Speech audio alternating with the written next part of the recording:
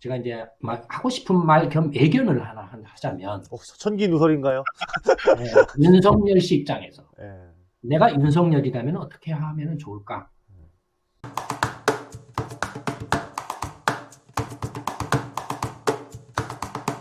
네, 대단히 감사합니다. 일단 최근에 이슈가 되고 있는 걸로는 뭐 뭐니 뭐니 해도 공수처를 둘러싼 검찰 개혁과 뭐 추미애 장관과 뭐 이런 거가 쭉 있었죠. 근데 최근에 어느 정도 이제 일이 일단락이 되어가는 상황인 것 같아요. 오늘 공수처 표결을 하고 그 윤석열 검찰총장에 대한 징계위원회가 결정이 나서 자르내 만회가 나오고 이렇게 하고서 이제 쭉 진행될 것 같은데, 최근에 진행되는 상황에 대해서 소장님께서는 어떻게 생각하고 계시는지 한번 말씀을 들어보도록 하겠습니다. 그 조국 사태를 계기로 해서 이제 완전히 이제 문재인 정권과 지금 집권당의 민주당이 이제 어그러져 버리고 있거든요. 근데 이제 조국 사태를 계기로 해서 어그러져 버린 것들이 뭐 때문에 그랬냐면은 그 권력형 비리, 부정선거 의혹, 이게 이제 문재인 씨까지 연루된 그런 권력형 비리, 이제 그 후에 이제 속출했죠. 여러 가지 사모펀드라든지 이런 문제들이 막 터지고 했잖아요. 그런데 권력형 비리나 부정부패 후에는 뭐 성추행 같은 것도 뭐 생겨나서 막 연달아 터지고, 그 다음에 이제 뭐 그런 비리, 그러니까 비리나 부정선거 의혹이 터져서, 그렇게 이제 집중적으로 터져서 검찰이 어쨌든 간에 뭐 권력을 비호하든 아니면 권력을 이렇게 추궁하든 검찰이 수사를 할 거 아니에요. 검찰이. 일단 그게 언론이나 여론으로 이렇게 이슈가 됐으니까. 검찰이 그냥 이슈가 되고 이렇게 이미 고소고발이 들어오고 이렇게 국민들이 이제 문제시하고 있는데 팔짱 끼고 나몰라라고 가만히 있을 수 있나요? 없잖아요. 그러니까 이제 검찰이 수사를 시작하니, 그래서 이제, 이렇게 그 문재인 씨나 그 청와대 이른바 586 운동권 세력들이나 그 권력형 비리하고 부정선거라든지 어떤 그 부정부패 행위에 연루된 그 일단의 그 민주당 세력들이 검찰이 수사를 시작하니 검찰은 이제 적폐 세력으로 몰기 시작할 수밖에 없을 거 아니에요.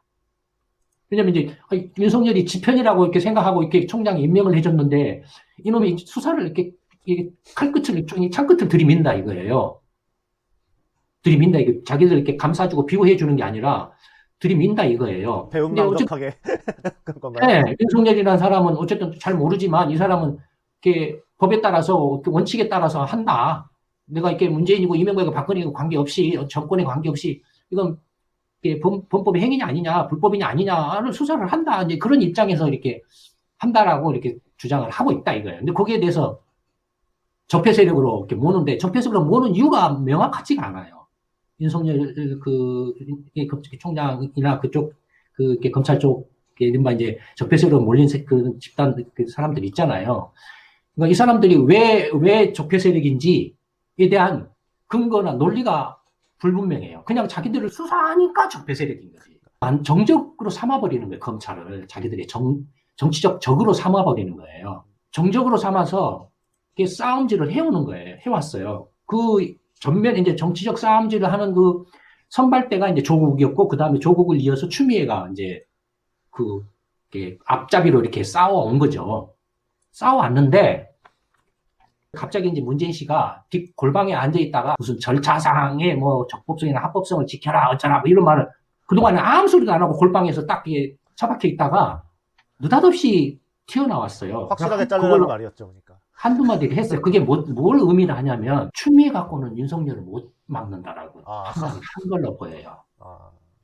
추미애 가지고는 더 이상 윤석열을 못 막는다. 윤석열의 수사를 못 막는다라고 이렇게 보는 것 같아요. 그 다음에 또 하나는 어떻게 윤석열을 막을 거냐.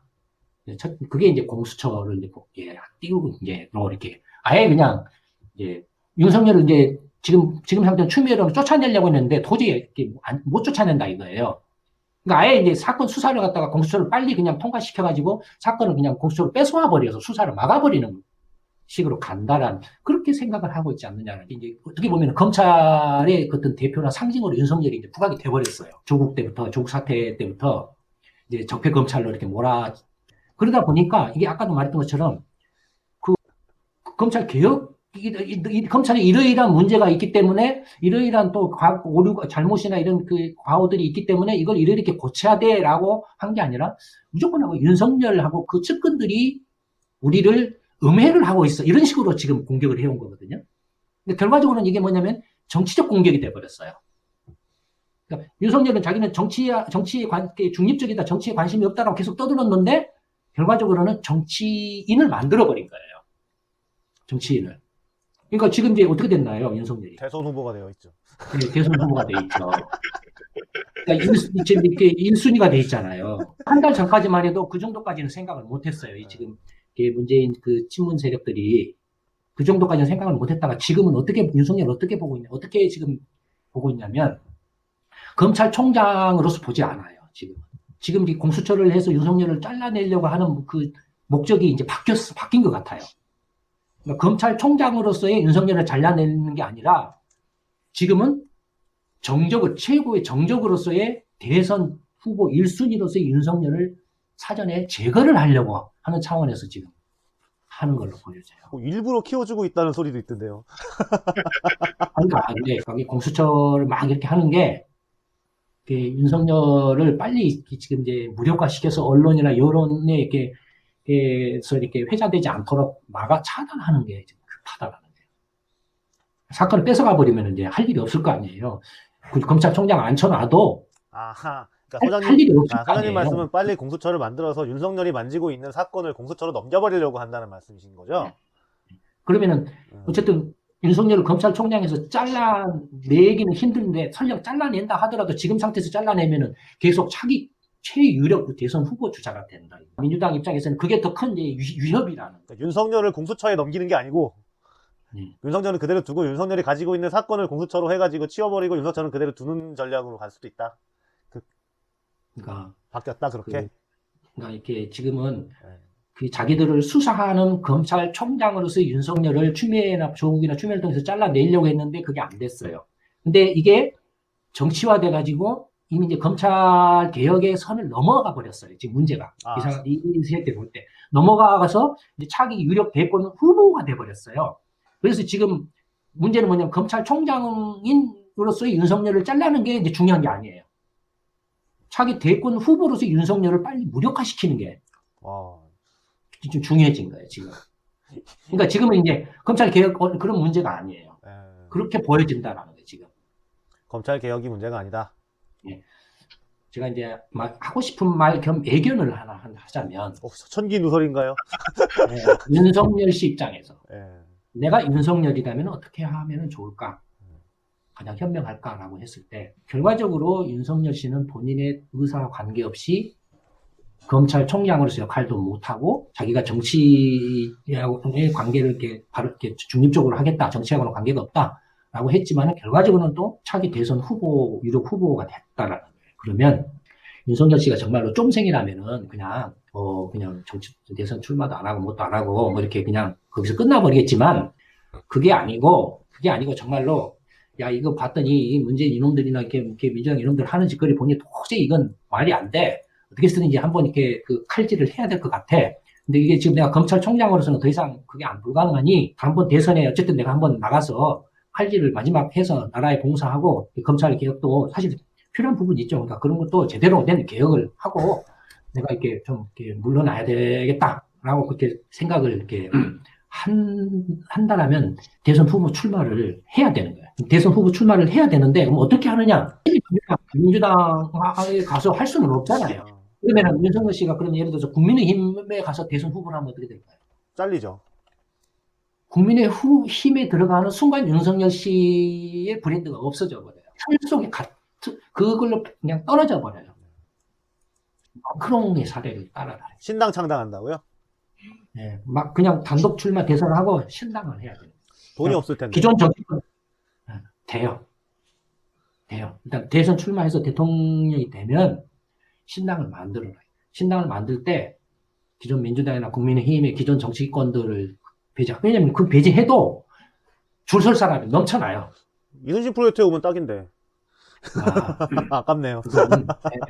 그건 이제 그게 윤석열 씨가 얼마만큼 이제 한국 이제 세상의 변화에 대해서 미래의 변화에 대해서 내다보고 있고 그런 변화를 바탕으로 해서 한국이라는 나라를 어떻게 만들어 갈 것인가 하는 비전이나 그 비전 달성하기 위한 전략이나 어떤 목표들을 어떻게 구체화하느냐에 따라서 이제 그러면은 내가 이렇게 나는 이렇게 한국이라는 나라가 이렇게 변해갈 거고 이런 식으로 이런 방향을 잡아서 이렇게 나라를 만들어가면 좋을 것 같다. 그럼 이거 하려고 하는데 어떤 사람들을 모으고 누구 도움을 모아서 이렇게 국민들의 힘을 이렇게 하나로 모아서 이렇게 모아서 가기 위해서는 어떤 사람들이나 누구를 이렇게 이렇게 결집을 해서 이렇게 이런 것들을 추진해 나가면 좋을까라는 이제 그런 이렇게 고민할 수 있는 정도의 능력이 되면은 우리 만수르님 말처럼 평균 이순신 프로젝트나 우리한테 이렇게 이야기가 있을 수 있겠죠. 근데 그런 상황은 지금 아니다.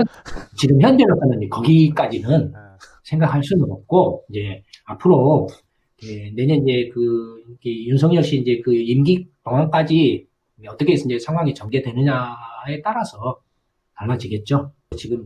지금의 이제 판세를 봤을 때 윤석열 씨가 만약에 정말로 내가 이렇게 정치적 보복이 아닌 이 한국이라는 나라의 장래를 생각했을 때 이른바 산업화 세계나 민주화 세력의 그 국가 이렇게 망가뜨리는 난맥상을 이렇게 한번 정리를 꼭 하고 넘어가야 되겠다라고 이렇게 결심을 한다면 그때 어떻게 그러면 대선에 나갈 것인가에 대해서 내가 윤석열 씨라면은 그렇게 접근을 그렇게 생각하고 그런 방식으로 하게 할 거라는 거죠. 윤석열 총장이 이 영상을 꼭 봐야 될 텐데. 그거 보고 안 보고는 그 사람은 뭐 어쨌든 다른 사람이 봐서 뭐 돌아서 그런 말이 들어갈 수도 있는 거고 어쨌든 뭐 그런데 이순신 프로젝트하고 같이 이렇게 엮여서 그렇게 맞물려 돌아간다면 우리도 금상첨화죠.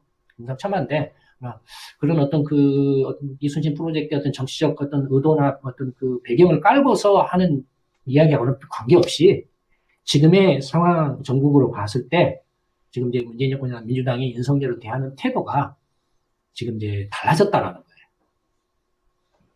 뭐 이 정도로 이렇게 보여진다는 거예요. 소장님의 최근 상황을 통한 윤석열 대망론에 대한 큰 조언.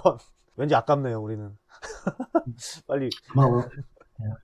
어쨌든 지금 상황이 어떻게 되든 빨리 끝나서 대한민국을 좀 어떻게 기존의 민주당이나 한나라당 세력들에게는 맡기지 않는 식으로 어떻게든 전개가 됐으면 전 좋겠어요. 그런 기대를 가지면서 일단 오늘 방송은 마치도록 하겠습니다. 대단히 감사합니다. 감사합니다. 아이고, 소장님 수고하셨습니다. 네.